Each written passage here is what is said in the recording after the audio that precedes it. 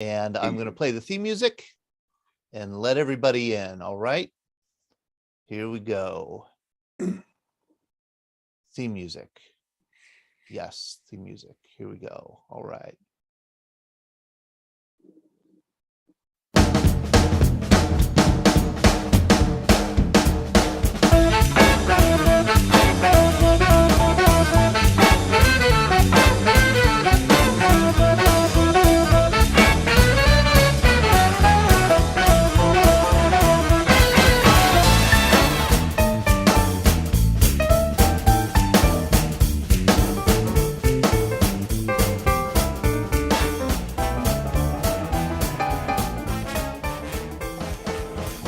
Hey, good evening, everybody, and welcome to the Veterans Breakfast Club Greatest Generation Live. How are you all doing? I am Todd, and I'm the Executive Director of the Veterans Breakfast Club. And I'm not going to be hosting tonight, but I will be just introducing our subject and our host, Glenn Flickinger. How are you, Glenn? Excellent, Todd. Looking forward to a great program.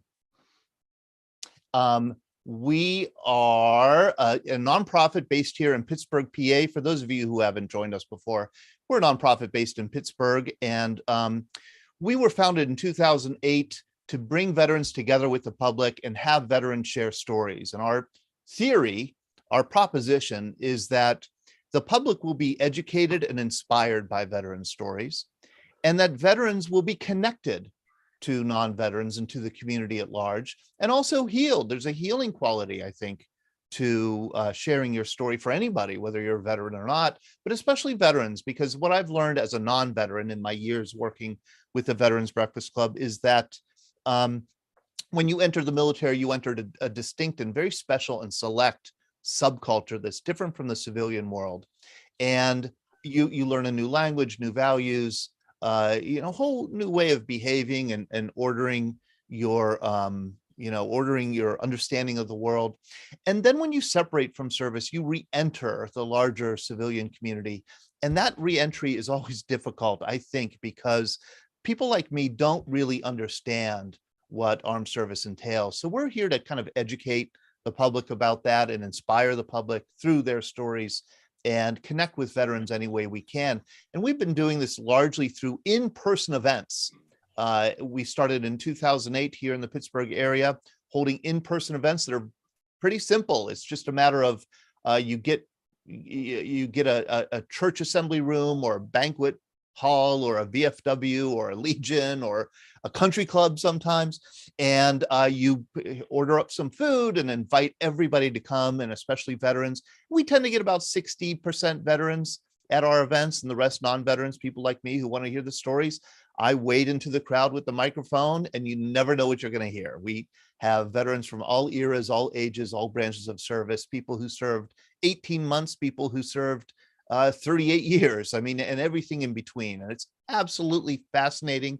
We've been doing it again. We've had thousands of veterans share stories, thousands of stories. And although there's a lot of thematic similarity among them, each story is distinct, and it's just been the most fascinating thing of my life. You can be, and in fact, we have an in-person event tomorrow morning here in the Pittsburgh area in Allison Park at Memorial Park Presbyterian Church. We have about 80 people signed up for the event. It should be, including 4 World War II veterans. So it should be a wonderful event. You can become a member of the Veterans Breakfast Club by going to our website, veteransbreakfastclub.org.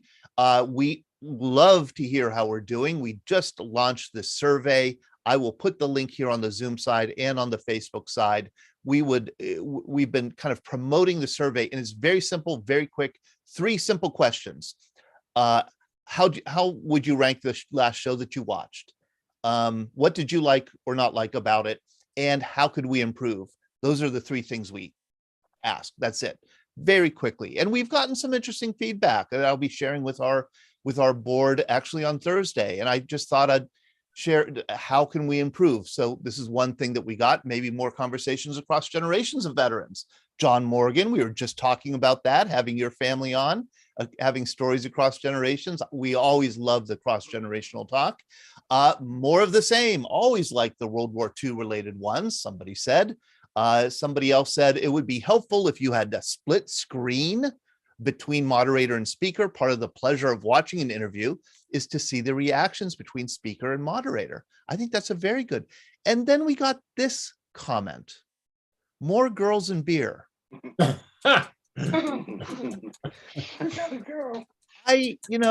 not one, I don't like to trade in stereotypes, but I could guarantee that's a Marine who responded that way. Guarantee. Okay. So please do join our survey. I'll put that in the chat and also on the Facebook side. We have a magazine, a quarterly magazine. It's we really try to do top of the line writing, top of the line stories. And we take the stories that we hear on our programs and we publish them every quarter in VBC magazine. We send it out to 7,000 households, and then we print out another 8,000 and distribute those by hand. This is the marketing that we do. It's a free magazine. Anybody can get it. If you don't get it, it's because we don't have your address. If you'd like to receive it in the mail, send us your address. If you'd like to receive 50 copies to distribute where you live, let me know. Just send me an email, todd@veteransbreakfastclub.org. We love to get these out in people's hands. This one is at the printer now. It should hit mailboxes at the end of next week. You can see our cover story is about Michael Blassie, whose remains were discovered in the tomb of the unknown soldier. The Vietnam crypt is empty and probably will always remain empty because his remains were identified. And we had his sister on our program sharing his story. We wrote the story up and put it in. It's the cover story for this month's magazine. We have two wonderful sponsors who sponsor every one of our online events. D&D Auto Salvage, they're actually sponsoring tomorrow's in-person event. Also, they are, and we talked about this last night on our BBC Happy Hour, they are a glorified junkyard. They are what my father would call a junkyard. And my father was a junkyard junkie, and that drove my mom crazy. Now we call it, an auto salvage, metal recycling facility. It's state of the art. It's huge. They have two big locations, Tarentum, Lawrenceville here in the Pittsburgh area. They deal with individuals, large companies, everything in between. You could get quotes and find out more about their services at dndautosalvage.com. That's dndautosalvage.com. And then here's our other sponsor that we really value. And I just really was thrilled when they wanted to talk about sponsorship, because tobacco use is something that I think that comes with military service. I think over the years that has been the case, that I think if you have served in the military, you are more likely to be a tobacco user. Tobacco, I don't know if any of you know this, but tobacco is hazardous to your health. And Tobacco-Free Adagio Health tries to get people to quit. They have a great counseling line, 1-800-QUIT-NOW. That's 1-800-QUIT-NOW. And they also advocate for healthier places to live, work, and play. And they help educate the public about the hazards of vaping and tobacco use. They are a wonderful, absolutely wonderful sponsor. We're grateful to them, and we're grateful for the work that they do.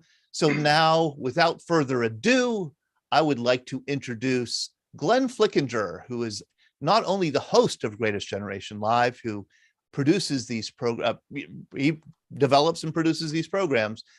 He's also a board member of the Veterans Breakfast Club. Thank you very much, Glenn, for joining us. Okay, my pleasure. Thank you for that great introduction. So tonight, Greatest Generation Live. For those of you who have not joined us before, this is a monthly program. Sometimes we do a couple a month on occasion, focusing obviously on World War II. I've been doing this 1.5 years plus now, Todd. I think that's it. Todd invited me to start this back about 1.5 years ago. And it's been a great pleasure. I've been able to interview a lot of still living World War II vets, a lot of well-known authors of World War II books. And we've done a lot of programs on the 8th Air Force. And Todd has done some on the 8th Air Force. And tonight's program focuses on one member of the 8th Air Force in a just incredible story of his entire service with the 8th Air Force, his life really, and that's the story of John Red Morgan. We have a couple of family members on the call. We have the Medal of Honor Museum on the call, and we have the author of a book about John Red Morgan, Dan Simmons, on the call. So let me start introducing people. Rob Schenk Oh, wait a second here, Todd. I need to be able to put up my PowerPoint. I kind of forgot that part. You should be able to. I made you co-host. Okay. I have that power. You have. Yeah, I know. Now, question is, can I get this right and be able to show this correctly? I'm sure you're seeing that now. Let me go to the full screen and start. You can go to slideshow in the There we menu. go. There we go. And then play from start. There you go. Perfect. How's that? Okay. Perfect. So that's just the introductory page, obviously. What I want to show on the next page and introduce Rob Schenk from the Medal of Honor Museum in Arlington, Texas. This beautiful rendering of what will be the Medal of Honor Museum. Rob, when did you break ground on this? Just recently, is that right? Well, yes, Glenn, we actually broke ground on Medal of Honor Day this year, so March 25th. So it's if you come to the site now, it's a giant construction zone. It's kind of exciting to see. Yeah, it's a gorgeous picture. So tell us a little bit about how this museum got started, what its purpose is, what your role is there. Well, sure. The National Medal of Honor Museum exists to really bring attention and awareness to the Medal of Honor recipients, and really the character values that they espouse. And so we hope to be an institution not only with world-class exhibits, interactives, and media, but also a really active place in terms of education programs, leadership programs, other sorts of events. We're located right in Arlington, Texas, so about 20 minutes south of the Dallas-Fort Worth airport, and right next to the Texas Rangers baseball stadium and Dallas Cowboys stadium. So it's a very active and busy area in what has become one of the largest metropolitan areas in the country. And it was very kind of you to invite Todd and I to that Dallas game in the box you have. Thank you. We'll look forward to that, right, Todd? No, it's what an incredible museum. And when's it supposed to be completed? Well, if all goes according to plan, you know it always does. We'll open our doors at the end of 2024. Wow, that's actually pretty quick. Yes, we're working very hard on all the exhibit plans right now and the architectural elements that are going into the building. Yeah, okay.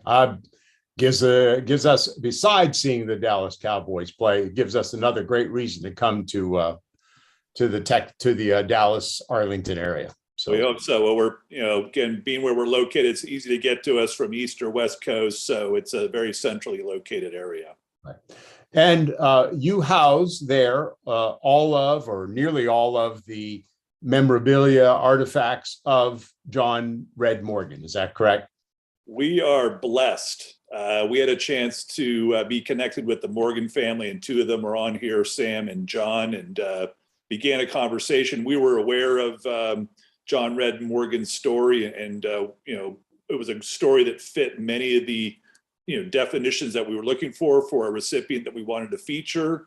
When John and Sam were able to share some of the remarkable things in their collection, I think it just really made us that much more interested. And I think, beyond the Medal of Honor, which is obviously always the centerpiece of any sort of collection, which we're honored to be the place where it exists, but also all the other cultural things and photographs and other decorations really kind of, I think allows us to tell a fuller, richer story. And I think that's one thing that we really aspire to do, is not just to hold up a Medal of Honor recipient as a great national hero, which they are, but also to show them as real human beings. And I think, really with the collection that we've been blessed with by the family, we believe we're in a position to do just that. Right. Great. So before I introduce the Morgan family, let me introduce Dan Simmons.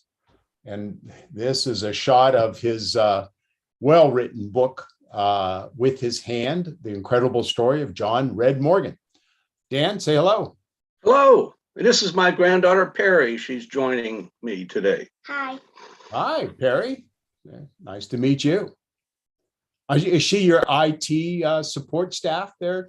Exactly. Yeah. And if I can't hear any questions, she can repeat them to me. So Dan, I know you're an Air Force veteran as well. Yes. Being an Air Force veteran, that's how you came to know the story of John Red Morgan. Well, after I retired from the Air Force, I became a civilian historian in the 92nd Air Refueling Wing, which is at Fairchild Air Force Base in Spokane. And one of the first things I did was looked in the lineage and honors book for the 92nd, and I saw the name John Morgan, that he received the Medal of Honor. I had been in the 92nd for 8 years on active duty, and I never heard that name before. So I just started looking. I said, well, I've got to go find a book on Red Morgan, and I realized there wasn't one. Yeah. And so I just started collecting data, and I said, somebody needs to write a book on Red Morgan. And finally I said, I guess it's me. And you've done a great service to the man, the story, to the family, to all of us interested in World War II veterans. So thank you very much, Dan. So next, let me take this down for a minute here, and because I don't have a picture of Sam Morgan and John Morgan. So Sam Morgan, are you still with us there? I definitely am. Can you hear me? We do perfectly. Thank you, Sam, for joining. So Sam is the son of John Red Morgan, correct? That's correct. He was my inspiration. I'm a Air Force veteran of 20 years and 23 days, not that I was counting. Or I'd like to fall back a little bit. Dan Simmons, you did a wonderful job writing the book. It really is. There's not a glick in there that I could ever find. I was very pleased, and anyone that ever gets a chance to read it should grab it. It's an amazing story from my dad's childhood and up through his adult life. And three more plugs for whatever you need to know. My son John, that's with us today. My daughter Rachel and my oldest son Mark are my personal heroes, along with my dad. And they served their country, and one is still serving. I don't know whether he'll ever get out or not, but hopefully he will one of these days. But I'm currently on a motorcycle trip, and my kids all think there's something wrong with me, that I've fallen on my head way too many times because all the travels that I've made. But my inspiration, we don't think, the one thing that I'd like to put up is or say to the group, my adventurism and my challenges to life and the things that I do, that all came from my father. He didn't want it that way. He'd much rather have me home playing the piano or taking ballet, and he didn't need to suffer through the same things that he did. But I'm happy that I went the way that I did. But anyway, that's my spiel. I spent 20 years in the Air Force in Titan II missiles with propellant transfer and flying on the Airborne Command Post out of Offutt and Keesler, and had a wonderful time. And I'm very honored to be here. Thank you so much for asking me to be here. That's great. Well, we're honored to have you on, Sam, and thank you for your family service to our country. We were talking before you came on with John Morgan. John, please say hello. Hello. Thank you for doing this. It's quite the honor. I don't really know if I have much to add to what was just said. I guess just a little bit about me. Yeah, I followed the family lineage. Served in the Marines for 13 years. Went to Iraq once, Afghanistan twice. Deployed several other times, and had quite the adventure at times. So it's thank you for doing this, and I'm happy to be here. Well, it's obviously in the DNA of the family to be adventuresome. That's for sure, right? Because your grandfather's life is an incredible story and an incredible adventure.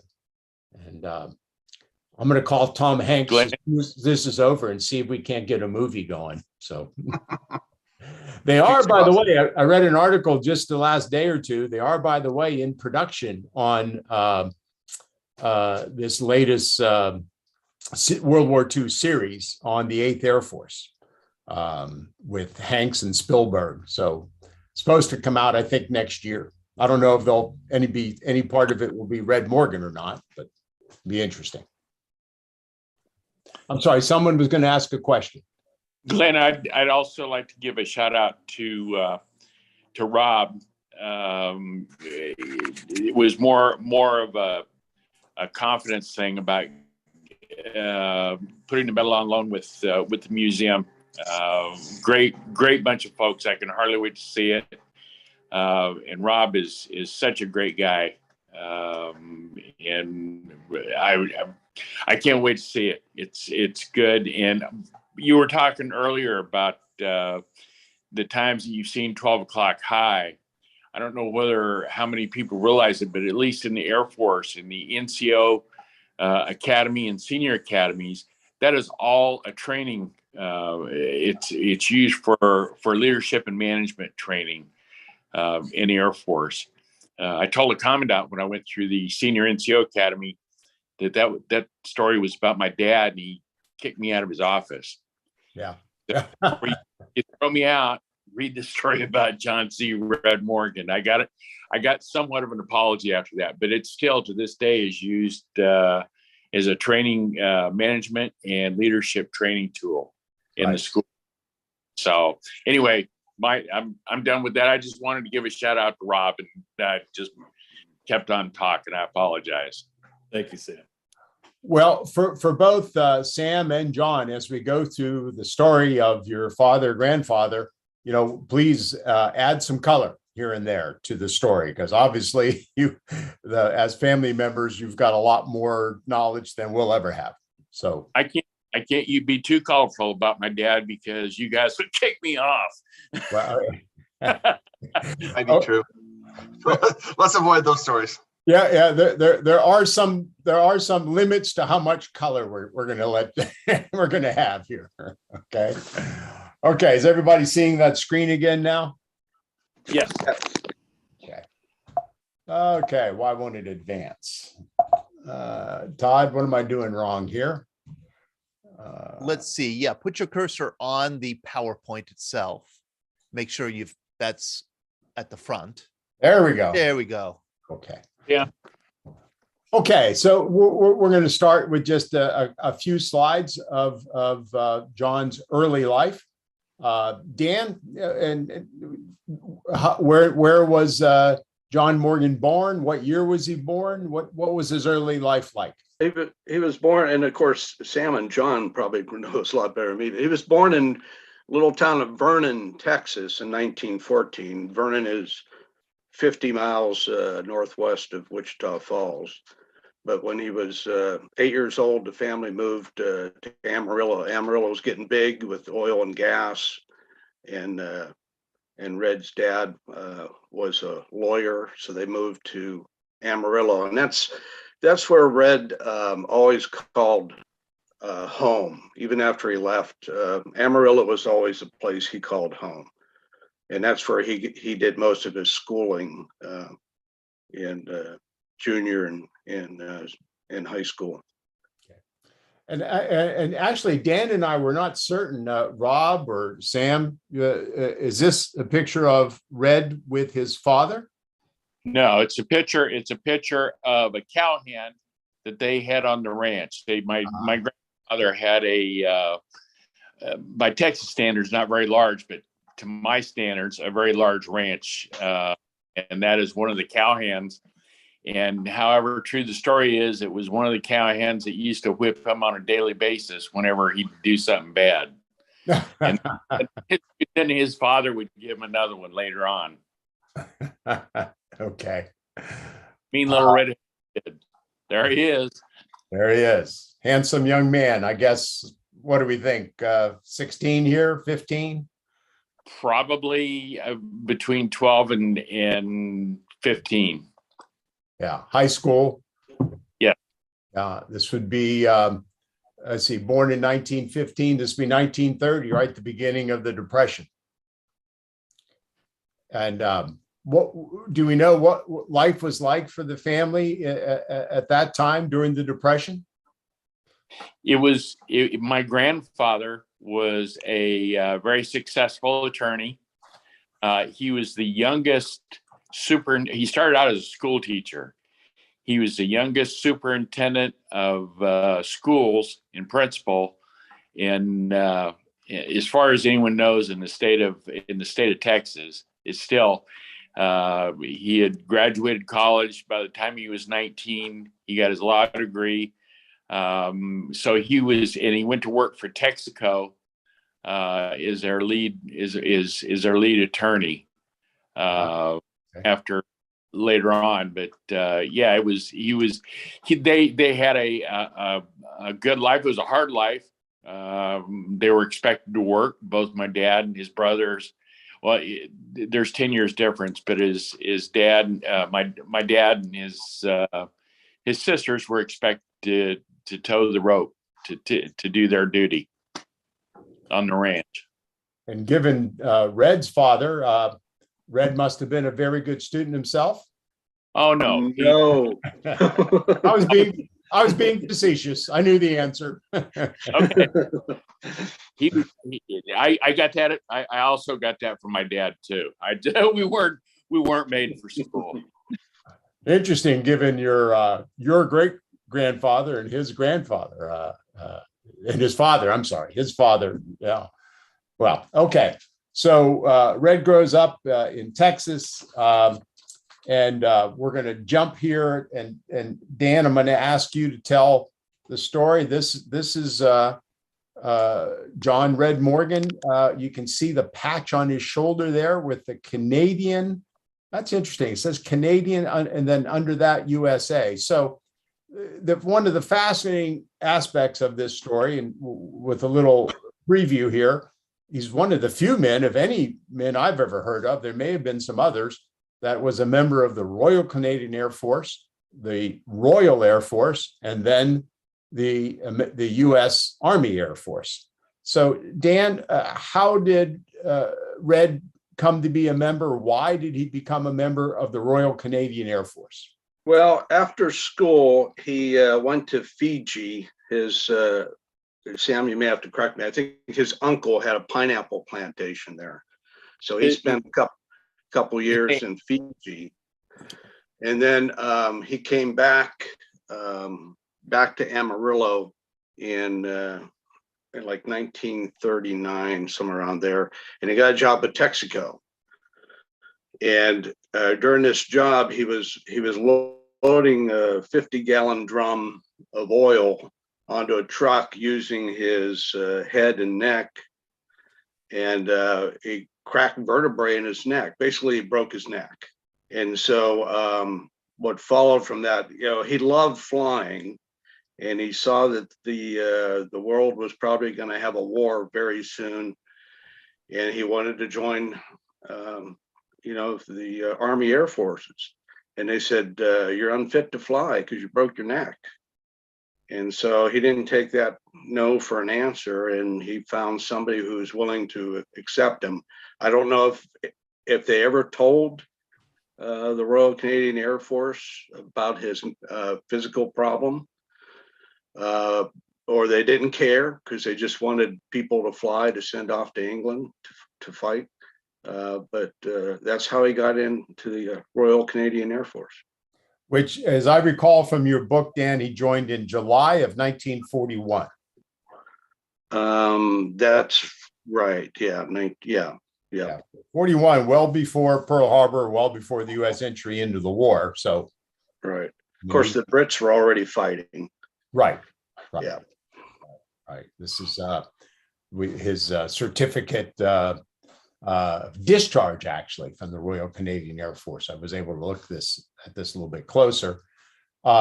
So he actually goes to. I love that, Glenn, because if you look at that document, he has the nickname Red Morgan. You can see hair red, complexion ruddy. So yeah.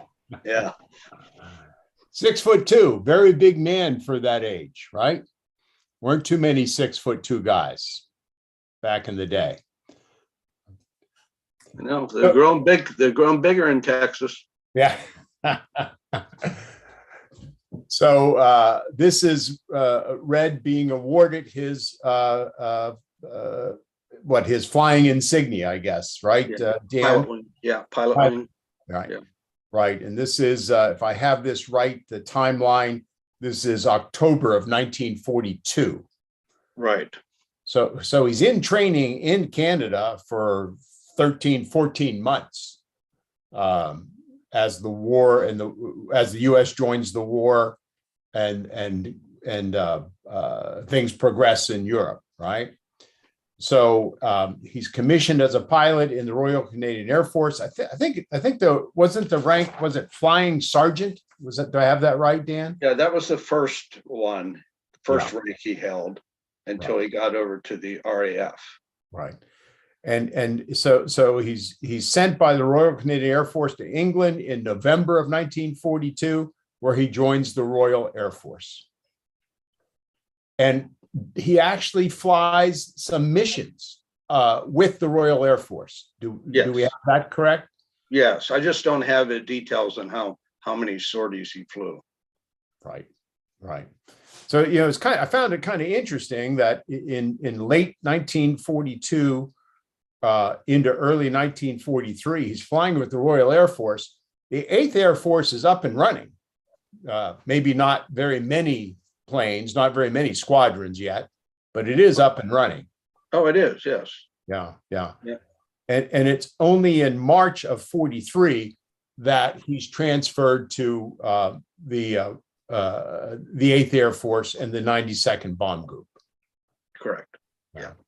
One little detail we skip back to joining the Royal Canadian Air Force, and you'll see this pattern repeated in his story.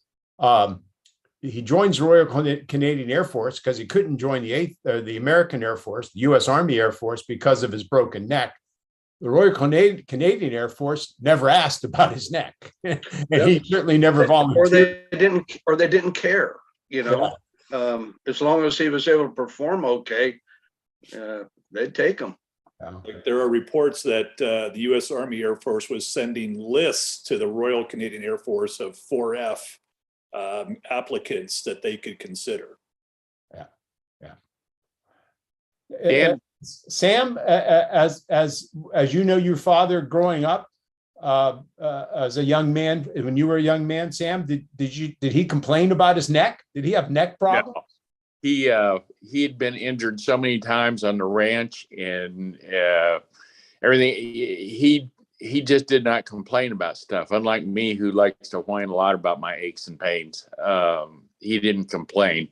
I do know that he thought he had broken every bone in his body at one time or another, including fracturing his skull. He fell and hit his head on a piece of flagstone. It was Dan. Did you ever hear the story about him almost failing out of flight school? No, with the Royal Canadians. Yes. No, all I heard is that he wanted to fly fighters, and he was convinced no, bombers is the way to go. That's the most important mission. And then he was afraid that they were going to keep him in Canada as an instructor because he wanted to go to the war. He wanted to be in the battle. That's all. Two big fighters, but yet he was he almost failed out of flight school for navigation. And the gentleman that he was another American, his name by the name of Patrick O'Hare, who was his best friend, was in the RCAF also, and he tutored my dad in the navigation portion, and my dad outscored him on the finals for navigation, but it came with in a smidge of him busting out of flight school because he couldn't pass the navigation. He was having a tough time with navigation. Oh. That should have been in the book, Sam. Sorry. Well, late now. I don't know. There's, what they always, you can always put out a revised edition, Dan. So let's pause here because we're going to jump now to his service with the with the 8th Air Force. Let's pause here. Todd, are there any questions in the chat room, or are there any questions in general the audience would like to ask at this point? Ben asked a good question. What kind of aircraft was he flying in the RAF? Lancasters and Halifax. Lancasters. Okay. In Halifax. Okay. Couldn't have been too many men who flew both a B-17 and a Lancaster.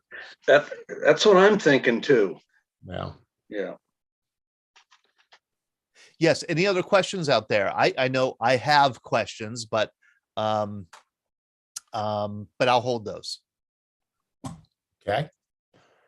So let me put this back up on the screen.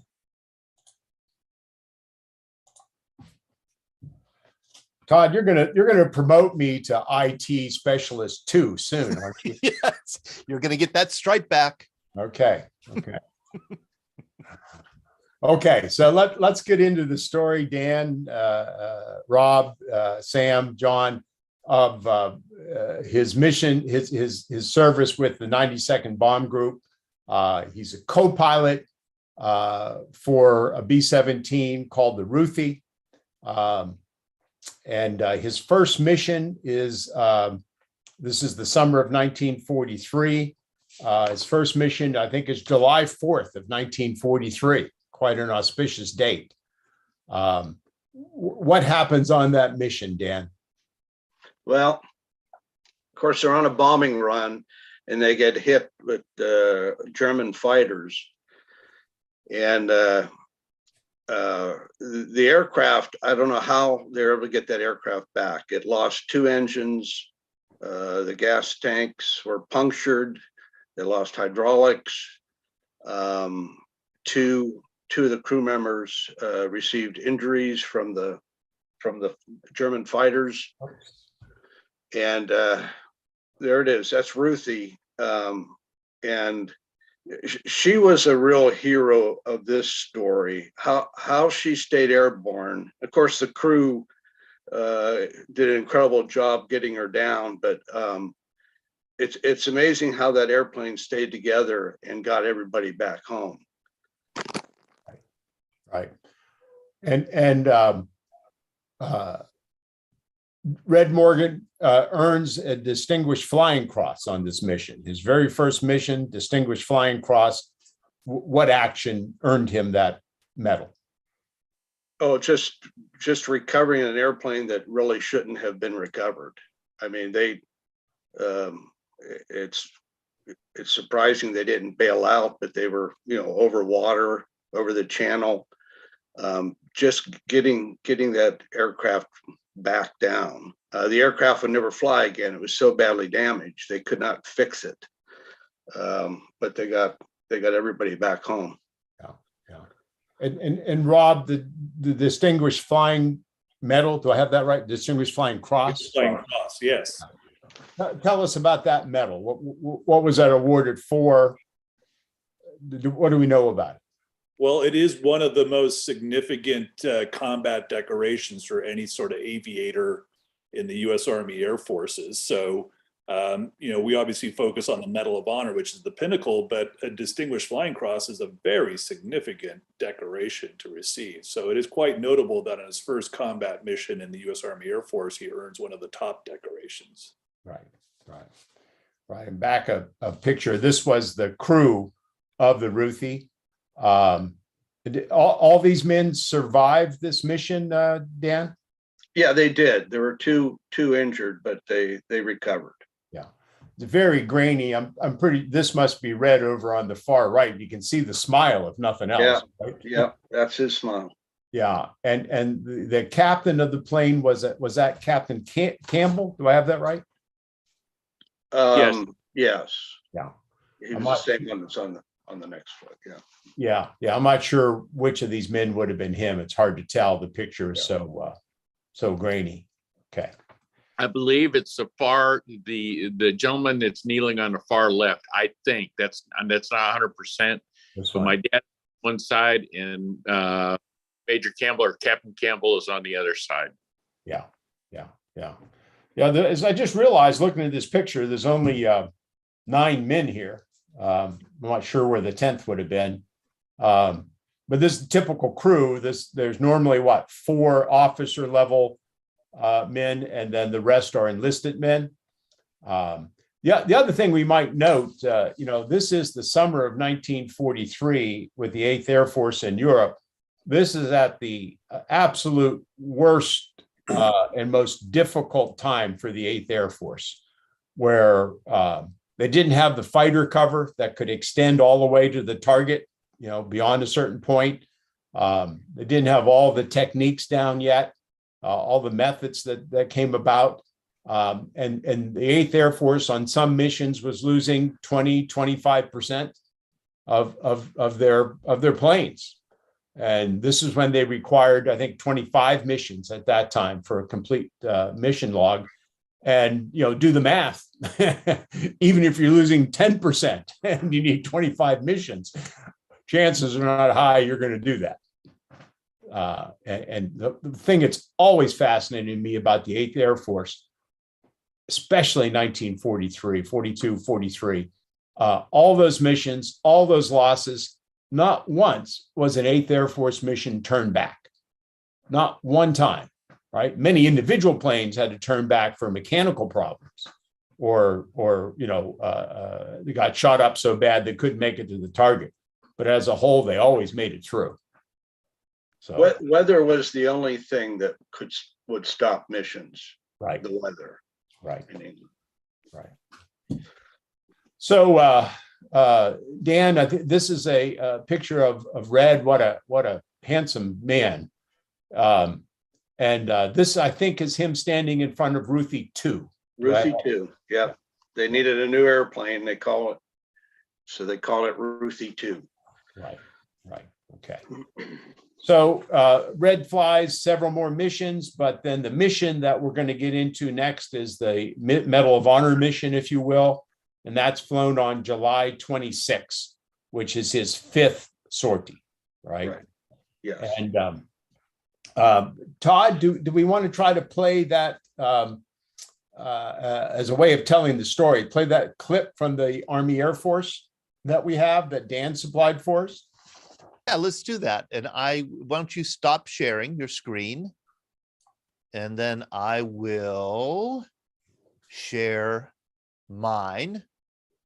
And we'll include video and sound. And here we go. I think this is it. Let's see, which one is this? Yeah. No. Here it is. Here we go. Now you can advance through the first couple minutes, Todd. Okay. It's a lot. The first couple minutes, a lot of. There we go. Like history of warfare kind of thing. Yeah. Let's say a little propaganda. There, that's a good place to stop right there. Right there? Okay. Yeah. To its needs. Combined bombing operations had been underway 6 weeks when Flight Officer John Morgan made his fateful flight. The mission? To wipe out the AGO Flugzeugwerk, producer of the German FW-190 fighters, located about 90 miles southeast of Berlin, the deepest daylight raid yet attempted. A force of 120 B-17 Flying Fortresses was to take off from scattered English bases, loaded with bombs and ammo, some equipped with extra fuel tanks for the long, dangerous flight.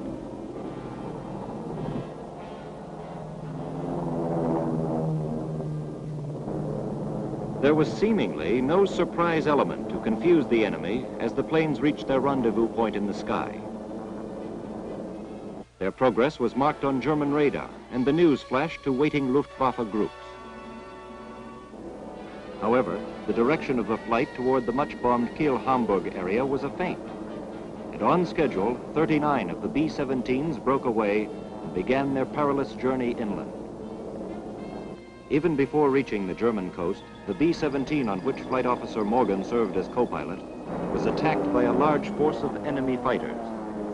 They knocked out the oxygen system to the tail, waist, and radio gun positions. A frontal attack shattered the windshield, and a .30 caliber shell hit the pilot in the head, leaving him in a crazed and semi-conscious condition. He fell over the steering wheel, tightly clamping his arms about it. Flight Officer Morgan at once grasped the controls from the wounded pilot and by sheer strength pulled the airplane back into formation despite the frantic resistance of the pilot. The waist, tail, and radio gunners had lost consciousness from lack of oxygen. And hearing no fire from their guns, Morgan believed they had bailed out. In the face of this desperate situation, he made his decision to continue the flight to the target. For 2 hours, he flew in formation with one hand at the controls and the other holding off the clutching grip of the crazed pilot before the navigator entered the steering compartment and relieved the situation, making the completion of the mission possible. It was not a cheap victory, but the enemy paid a bigger price. Recon photos showed the amazing accuracy of the bombing. The vital Focke-Wulf 190 plant was rendered useless for a long time. Newly promoted Lieutenant John C. Morgan was awarded the Medal of Honor for his miraculous and heroic performance. The citation read in part, "For conspicuous gallantry and intrepidity above and beyond the call of duty while participating on a bombing mission over occupied continental Europe."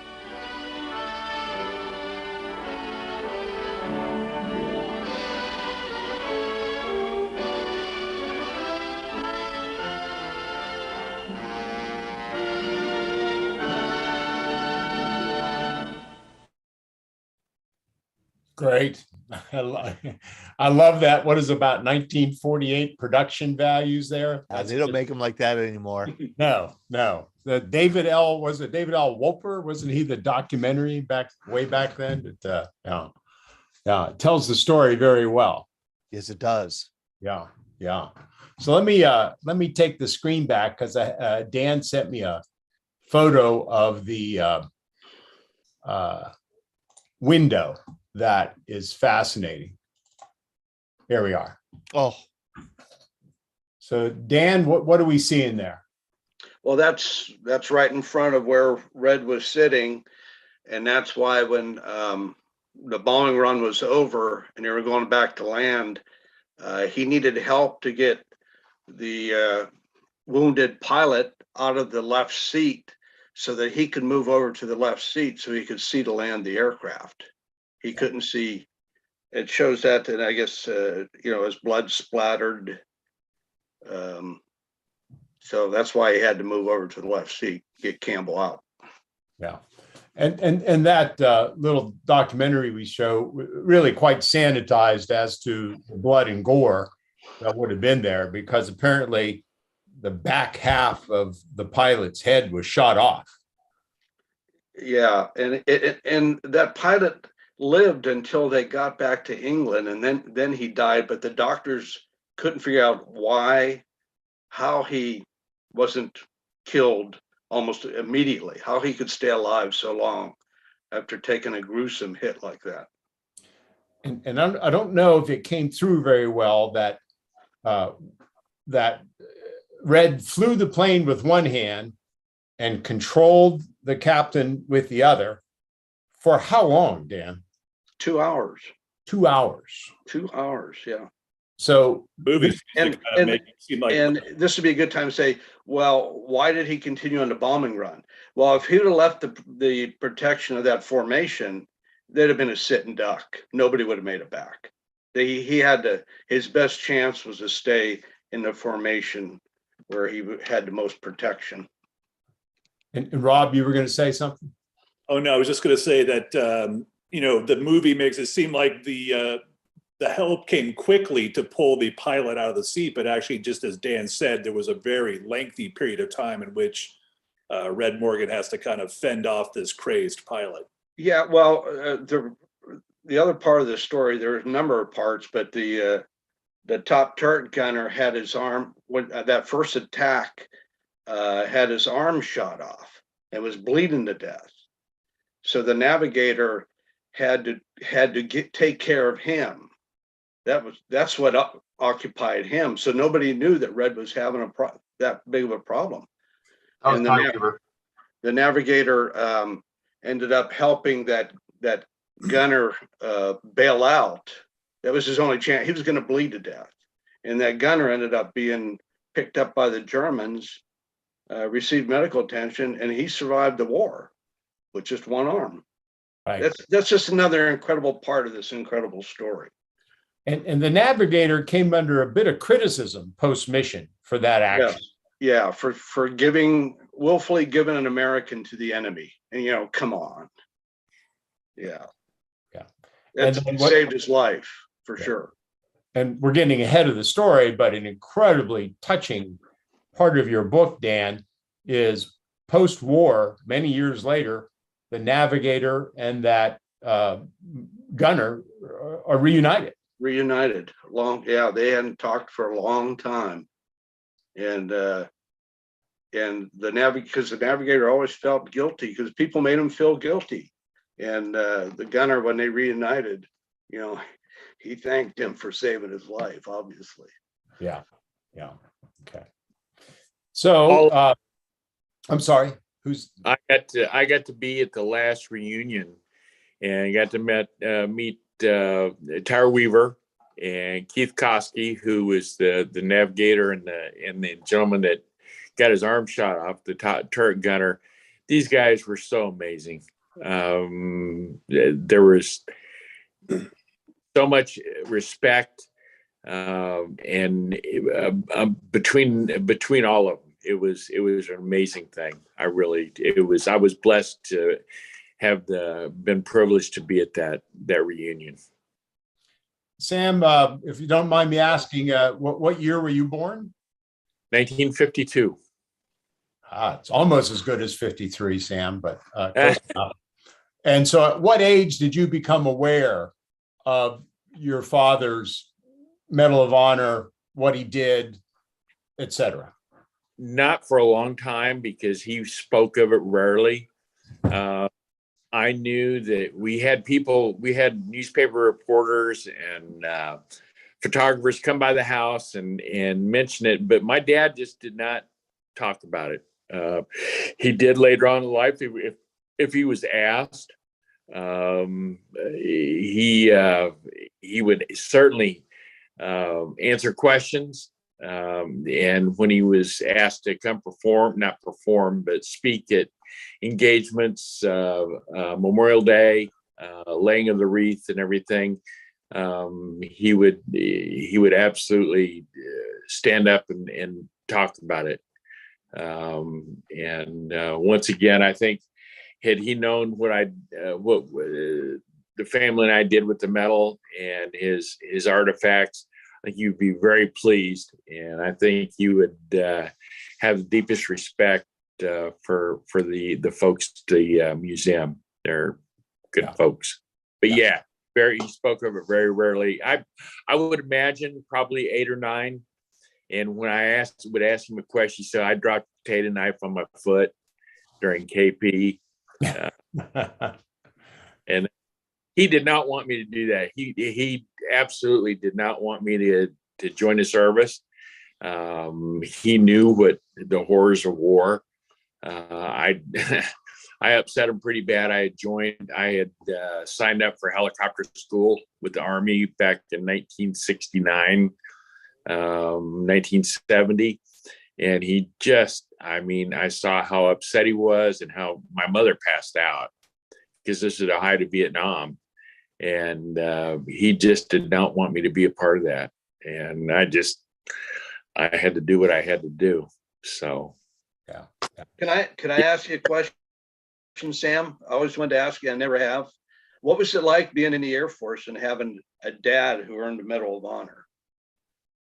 Dan, very rarely did I bring it up, because I didn't want people to think that I was. I think it would kind of circulate around after people that knew of me and knew me.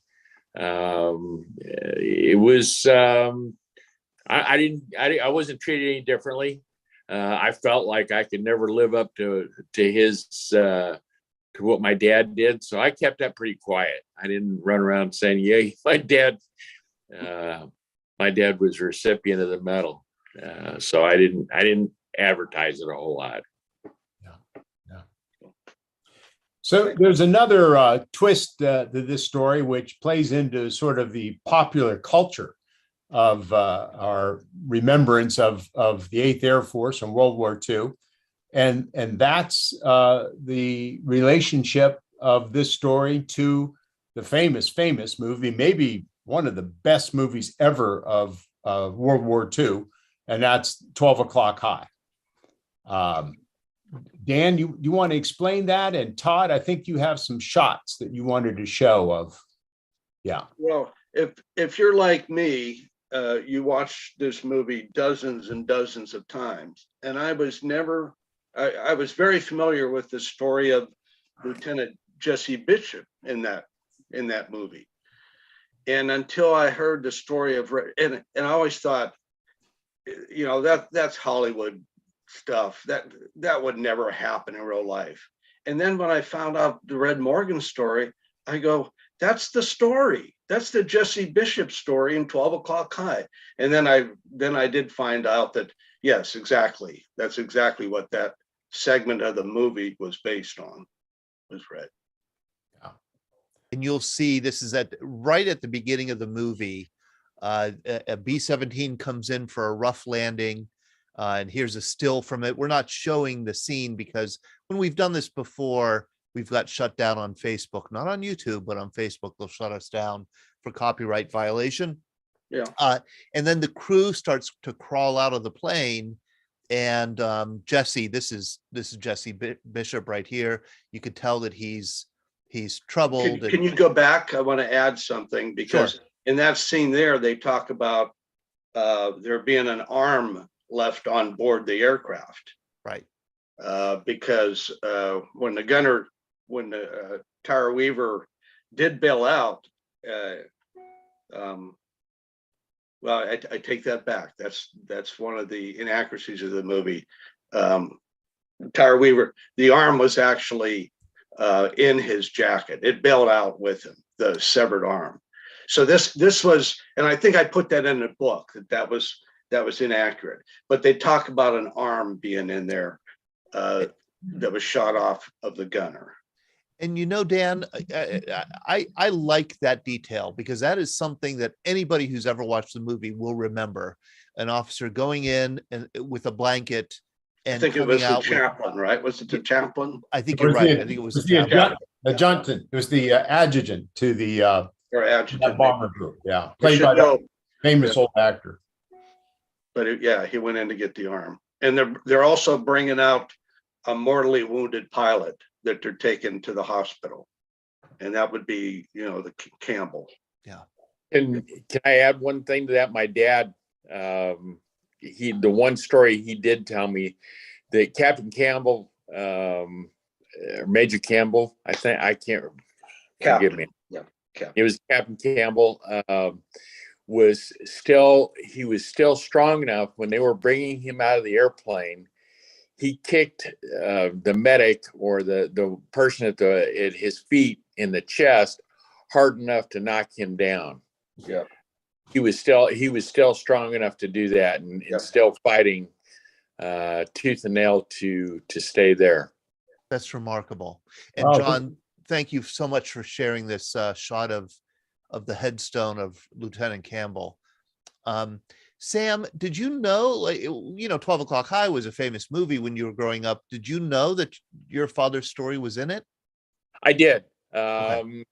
The author of the book, the authors, Bernie Lay and help me, Dan. Bernie Lay and Sid.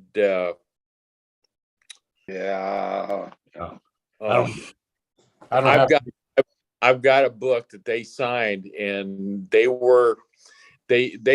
I don't know why they decided to change the names. My dad never explained it to me, but probably after a while, it was finally explained to me that the book that was inspired. Cy Bartlett, I'm sorry, Cy Bartlett and Bernie Lay was inspired by that book was inspired by the mission and the mission of the bomb group. But that was the impetus of writing the book, which is pretty remarkable. Yeah, all of the characters in the book, or most of them at least, were fashioned after real life players, including the senior officers. Yeah. So there's a part here, unfortunately, can't show it in a still. Dan and I watched it the other day, and it still sends chills up your back, where the group commander, just after this scene where Jesse is explaining what happened and why he's so distraught, the squadron commander or the group commander says to this intelligence officer who's sitting down there to the right, write that up just like he said it. I'm sending that in for a Medal of Honor recommendation. That's the group commander on the left with the cigarette hanging out. Right. Back to the cigarette culture there. Right. God. Right. Especially in World War II. So what a fascinating twist to already a fascinating story. Yeah. So let's keep moving here, because one might think that that's plenty of war experience for the average human being, but we're maybe halfway through the story, right? So let's and that's what I'd like to say is that all stories of Medal of Honor recipients are incredible. That's why they got the Medal of Honor. But what's different about Red is that he had like two particularly unbelievable and one pretty incredible. He had 3 events. That's what set him apart. That's why this is the greatest military aviation story I ever heard from one person, one flyer. Yeah. Okay. So let's get to the next event, just in the interest of time here. I'm going to skip a couple of these slides. I mean, obviously a close up of the Medal of Honor there. There's the Medal of Honor. What do we call this? Citation. I'm sorry. Yeah. This is just, I think, a fascinating picture as a history buff and an Anglophile too, right? So you see, obviously, Red Morgan with the big smile there. To his right is the Queen of England, Queen Mary at the time. This would have been, I imagine, mid to late 1944 when this was taken. Probably 43. 43, yeah. 43, right after the Medal of Honor. Yeah. And this young lady in the background is The current queen. the current queen. This is Princess Elizabeth at probably age, 17 or 18 at the time? And that's Churchill's daughter, I believe. Over there. That would be who became Mary Soames, known mostly as Mary Soames over the years. There's a current book out that I just noticed on her wartime diaries, which I intend to buy, being a Churchill nut. But I just think it's a fascinating picture. I'm lucky I'm not half English. My dad really liked English girls. Who's saying that? Yeah. Sam. Yeah. Well, he had his chance at the princess there. I don't know what, he shied off of that one, I guess. Yeah. I doubt whether that would have happened, but I do know that he really liked English girls. Okay. So That's another book. Yeah. Let's get into the next part of the story. So the man wins the Medal of Honor. He earns the right to go home. Does he go home, Dan? No, 8th Air Force Commander General Aker told him to go home, and he said he wanted to stay. And General Aker said, "Okay, you can stay, but you can't fly." Of course, if you earn the Medal of Honor, you're an American hero. And General Aker did not want to take a chance of him getting killed. And so not long after that, General Acre was replaced by General Jimmy Doolittle, who most of you know very well. And they thought it was his chance maybe to fly again. The 92nd sent Red to another group, the 482nd. And I do not know whether they told the 482nd Red wasn't supposed to fly, or if they told him and the 482nd just ignored them. Anyway, there's Red back in the cockpit of a 482nd bomb group aircraft, B-17. And what's fascinating about the 482nd, from reading in your book and some other sources I picked up on, it's one of the first Pathfinder groups, right, in the 8th Air Force. And you want to explain, Dan, what that is? Yeah, I'm not an expert on it, but basically, like I was saying before, the only thing that stopped missions was weather, and so the Pathfinders had early radar type equipment that could see through the clouds. And what they would do is they would lead the big mission, and the ones without that new equipment would follow them. And that's why they're called the Pathfinders. So a very, very special, unique mission. Yeah, pretty much as I have read, it's, they chose the elite crews, especially the pilots, co-pilots, navigators, bombardiers for these groups. They wanted the best of the best. I would think so. Yeah. So Red becomes he's a co-pilot still. Is that he's still a correct? co-pilot? Yeah. Yeah. I think after this mission, then he was going to move to the left seat and be an aircraft commander. Okay. And that didn't happen, as we'll soon find out. So he goes on a mission, March 4th of 44. It's a mission to Berlin. And what happens? Yeah. Their aircraft was hit with flak. Engines caught on fire. Basically, the aircraft exploded. And Red said it was just a firewall all around him. And he was not wearing his parachute at the time. It was on the ramp area between the seats. And he said he was basically blown out of the aircraft. He didn't take, there was no effort for him to get out of the aircraft. He was blown out of the aircraft. And while he was on his way out, he managed to grab that parachute that was there on that ramp between the seats. And there he was out 20,000 feet in the air with the parachute in his hand. Unbelievable. And it is unbelievable. So you want me to continue? Please, yes. He's free falling while trying to don the parachute and not having a whole lot of luck. Of course, there's not a whole lot of time. At 20,000 feet, the ground's coming up pretty fast. He did manage to get it on, and just 400 feet in the air is when his chute opened. And he ended up hitting a tree and then basically hitting the ground hard, which also was more physical injury that he endured the rest of his life.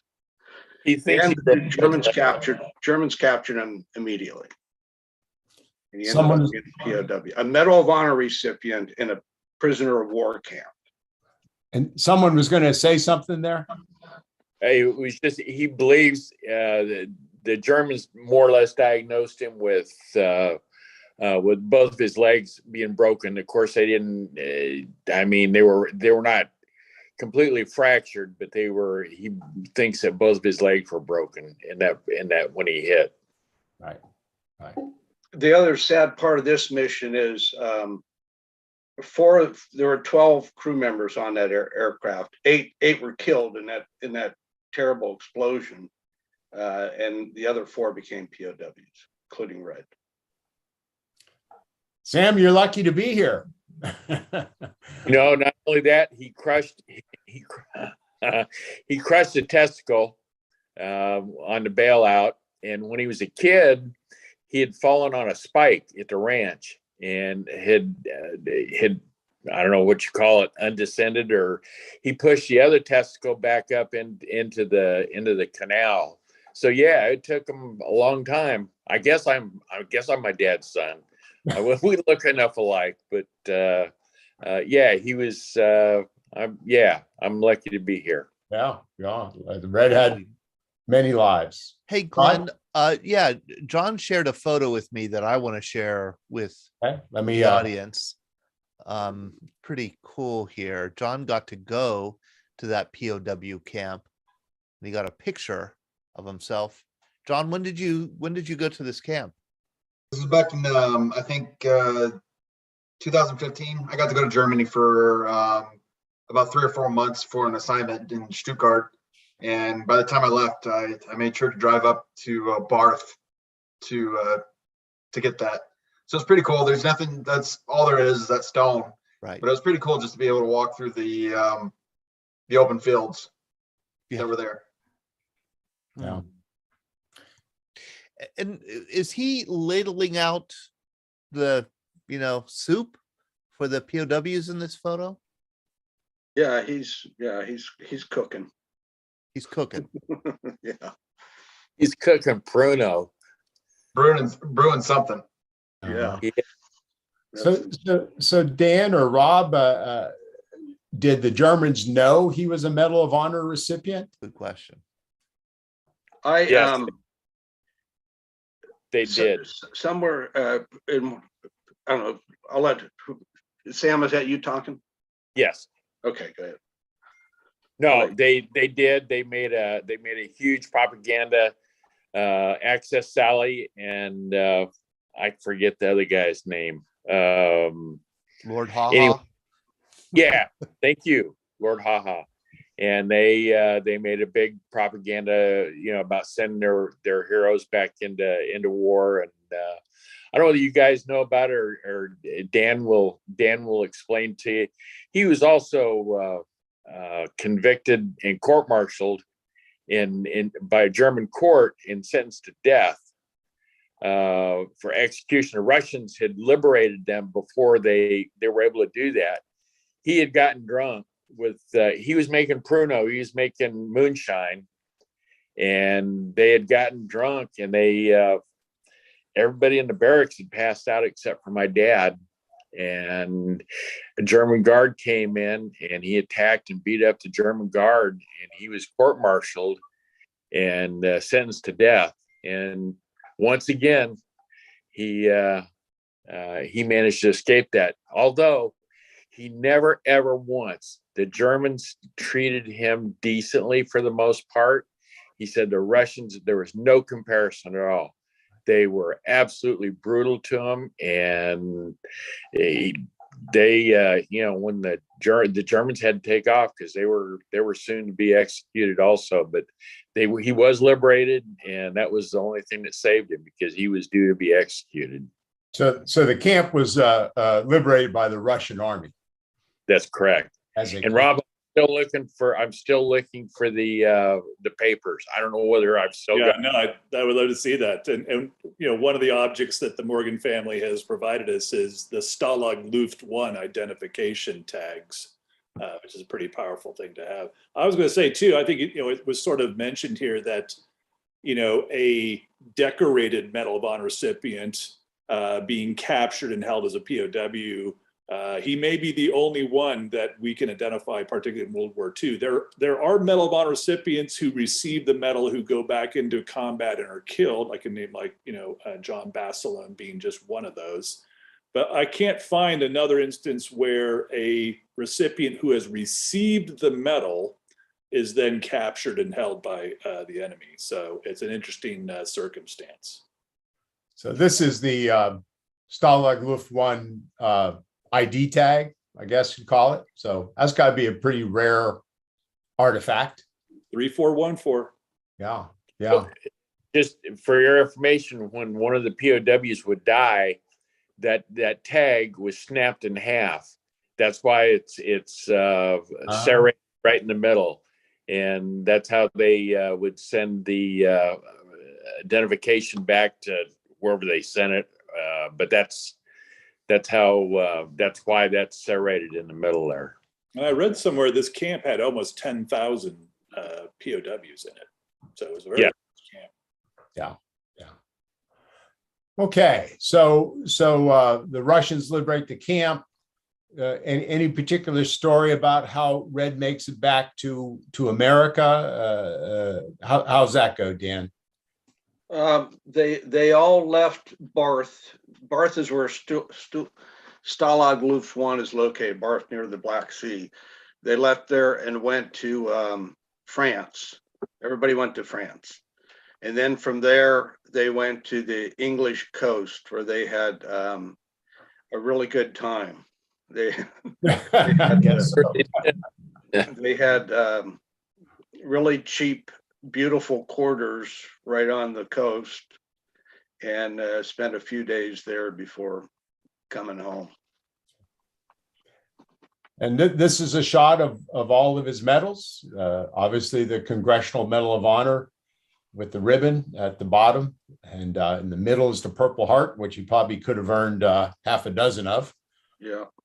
To the left, I understand, is the Distinguished Flying Cross. Yes. Yeah. And then, as Rob helped me to identify, to the right is the Air Cross, The Air Medal. Air Medal. Air Medal. And this is the version of this is the U.S. Army version of the Medal of Honor. The Air Force version won't be used until the 1960s. Right. And this is the version that's just before the current Army version. Interesting. Is it the original version? Yes, and I don't know if you have the image. One thing which is, I don't think, widely known is that most medals of honor are engraved on the back. They're all the same on the front, but they're all unique on the back. And in this case, as you can see, if you had that image, you would see John C. Morgan's name engraved on the back of this medal. Yeah. I didn't know that. Yeah. So just an aside, Rob, I just finished a book. It's one of the few books I read on non-Civil War or non-World War II or World War I. It was on the Civil War. And it's a recent book, and it's the story of the USS Kearsarge. Yes. And the Alabama. Right. And Sure. Yeah, it's fascinating. And that's a great story. The point about the Medal of Honor in that is that it goes into the creation of the Medal of Honor at that time during the Civil War. 1861. And I think if I have my memories right, I think 8 members of the Kearsarge won the Medal of Honor. Yes, no, that's true. And I think there are more Medal of Honor recipients from the Civil War than from any other conflict. That maybe is not surprising given the nature of that war. But I think also, just to kind of go back in time, the Medal of Honor, when it's created in 1861 in the Army in 1862, it is the only combat decoration available at the time. All these other decorations that you even see in this photo come later, and many of them in World War I and later. So the Medal of Honor is the only decoration they had to give, and the criteria for giving it may not have been quite as high as, say, in the era of John Morgan. Well, the other fascinating thing, I really didn't know much about medals at all, is that medals were frowned upon in the early days of the U.S. military. It was considered, I guess you'd call it, sort of a European thing, or Napoleon Bonaparte. Very royal. It's what you saw, Russian generals wear and others from Europe. So yes, there was a strong anti-medal contingent. It's interesting that even in the Navy, officers couldn't earn the Medal of Honor until much later after the Civil War. You pretty much, the old-fashioned way, you were mentioned in dispatches. That's how you get it now. Yeah. The British, that famous British sort of term, you were mentioned in a dispatch. But really, it comes about because in 1854, the British institute the Victoria Cross, and the Victoria Cross is kind of distinguished because it can be given to enlisted and officers. And there were many Anglophiles in the U.S. Army who coveted a similar decoration. Yeah. Well, listen, let's spend a couple of minutes on this man's life post World War II.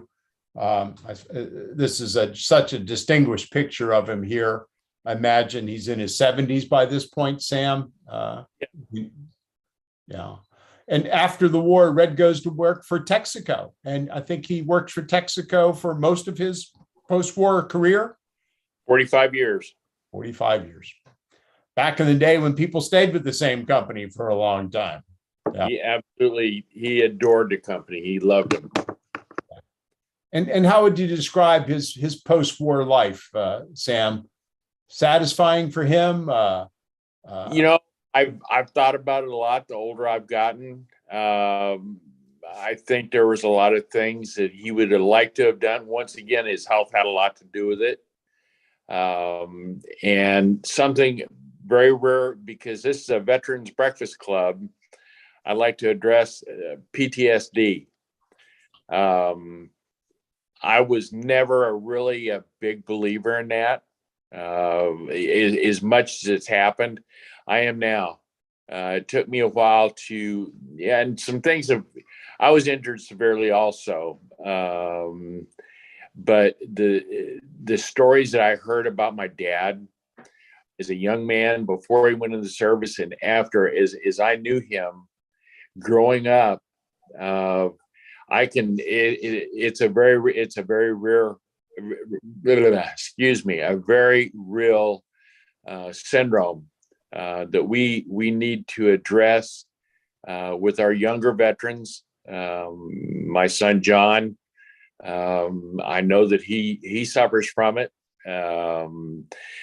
My son Mark, and definitely my daughter, all in a war zone, and things happen to you. And it took me a long time to and that the reason I'm bringing that up is because we need to address that with all of our veterans that have come back from deployments. It's a very real thing, and I saw with my dad. There was a huge change from before he went and when he after. Now I didn't know the before he went, 'cause of course I wasn't born, but the after. There were some things that are very real that we need to realize. So excuse me for getting on that. No. The tragic thing is that the veterans of World War II came back, and those that suffered that, it wasn't a known. No, it was addressed. Right. It's still certain, it still is to a certain extent. You're bringing shame on yourself, and there's nothing shameful about it. You change. Yeah. You definitely change. So let's stop here, because we want to watch the time. Are there questions from the audience, Todd, that we should be fielding? I'm very touched that Stacy Gordon has joined us. Stacy is a sixth grade teacher. We love it when educators join us and help connect to veterans and pass these stories along. She's also a teacher who has been certified in the Medal of Honor Character Development Program. Stacy, if you wouldn't mind unmuting yourself, maybe telling us a little bit about the work that you do with students and what the Medal of Honor Character Development Program is. Sure. Can everybody hear me? Okay. Yep. Okay. Sorry, I can't come off camera right now, but long story short, the Medal of Honor Character Development really instills the 6 pillars of character, in the youth. So courage, commitment, citizenship, sacrifice, integrity, and patriotism.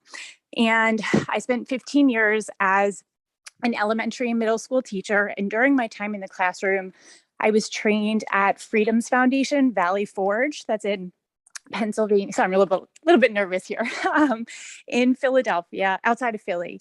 And that's where I went through a week-long summer institute, which was called the Medal of Honor Legacy Program. And that's where I learned about the Medal of Honor Character Development Program. But the past 2 years, I actually left the classroom. I'm not a classroom teacher anymore.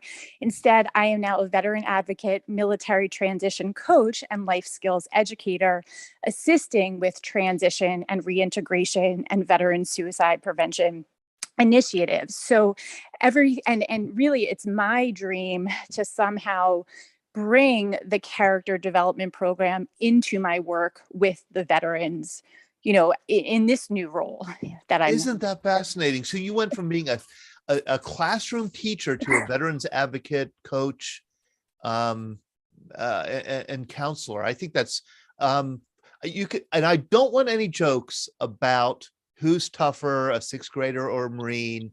Like we don't even go there. But I did, Stacy, I found your website, stacygordon.com. I put it here in the chat. On the Zoom side, I could put it on the Facebook side. I think that's great stuff.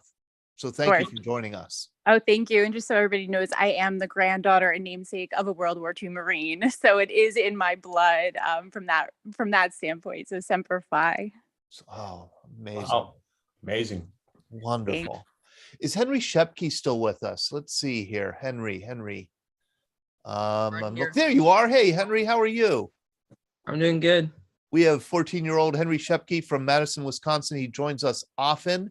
He is, for those of you who don't know him, he is an enthusiastic collector of autographs and stories of all kinds of veterans, especially World War II veterans. He's made it his mission to write letters to World War II veterans. You've written hundreds, haven't you?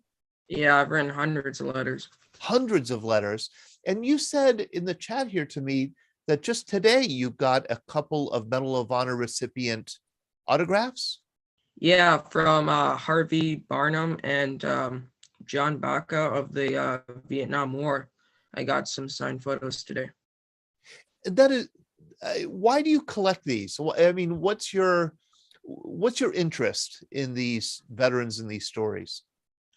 I just think it's like a piece of history. You're able to preserve a piece of history, a small piece. And it's kind of in a way to also honor, veterans and everything they've done for us. Now, would you be willing at any point in your life to share some of these autographs with the National Medal of Honor Museum in Arlington, Texas, once it opens up? Yeah, probably.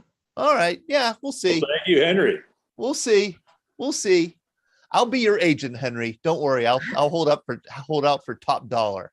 This is great. Henry, thank you so much. We appreciate it, Henry, that you have that strong interest. And I think, that's something that the museum wants to really cultivate in others. And, John Morgan's story is just one of just thousands of amazing stories that are in this group. And, be able to share them and share the character values as Stacy described is really important. Henry, if I can figure out a way to get your address, I'm gonna, when I go back home, when I get off my trip, I would love to send you something with my dad's signature on it. That would be awesome. It's probably going to be a photo. I'm sorry, or a drawing, but it'll have his signature on it. Wow, that would be amazing. Thank you so much. It'll be something. I think Rob has a copy. I think I gave him a copy of my dad's portrait. So we need to get hooked up. And thank you for doing that for the men. And Stacy, I'd like to say thank you for everything that you're doing. That's wonderful. Thank you. My pleasure. This is my first time here. I actually connected with John on LinkedIn probably over a year ago, and he told me about the event, but this definitely is my first of many. So thank you for the warm welcome. Thank you for what you're doing and what you've done. That's wonderful. Thank you. Sam, and John, by the way, John brought it up to me about getting you that. I was thinking about it, but he was the one that brought it up to me that we need to try and get Henry a signature. That is so kind and generous of you, John and Sam Morgan. And here's a picture of John Morgan at his grandfather's gravesite. Sam, I would love to do a Morgan family program, maybe in a month or two with as many members of your family as we could, because it strikes me that your family service is diverse, it spans across generations. And of course, it was inspired in part, at least, by your father's service. And I just think it would be interesting to talk to a military family and talk about what makes you guys special and different, and what propels you forward. So thank you for joining us tonight. Well, thank you so much for having us, and I truly appreciate it. And John, thank you for setting this up for me. So we sign off here, Todd? Or? Yeah, let's sign off. But before we do, and we'll sign off in 30 seconds, Rob Schenk, before the Medal of Honor Museum opens at the end of 2024, is there a way for people to engage with the museum online? Well, we really are starting to build out a lot of our digital content as well. So if you watch our website, you'll see a lot of material and information come. We're also starting to do programs as well. So if you're in the Texas area, certainly that's a way to do it. But we also do events sort of like these. So you'll see us do many more programs here as we get ready to launch the museum. And we don't just expect to be a museum. You guys have a wonderful Facebook page. Yeah, a very active Facebook page. We're pretty much on most social media platforms. So we have a newsletter. If you go to our website, mohmuseum.org, you can subscribe to the newsletter, which will clue you into a lot of our content as well. Yes, Henry, it's mohmuseum.org. Todd, can you somehow get John Henry's address so I can send him something? I absolutely will. Yeah, I think, Okay. Sam, I think I have your email. I have John's email. I'll connect you with Henry. Okay. What a wonderful program. Glenn, thank you for pulling it together. Yeah. Morgan's. Let me Thank you, Glenn. just express my thank you to all of our guests here tonight, obviously, especially Rob, Dan Simmons. Dan, what a wonderful, wonderful thing you've done to write this book and perpetuate the memory of John Red Morgan. And of course, to Sam, a pleasure to have you on. Last minute surprise, very nice. John, very good. And if I could just put a plug in for next month's program.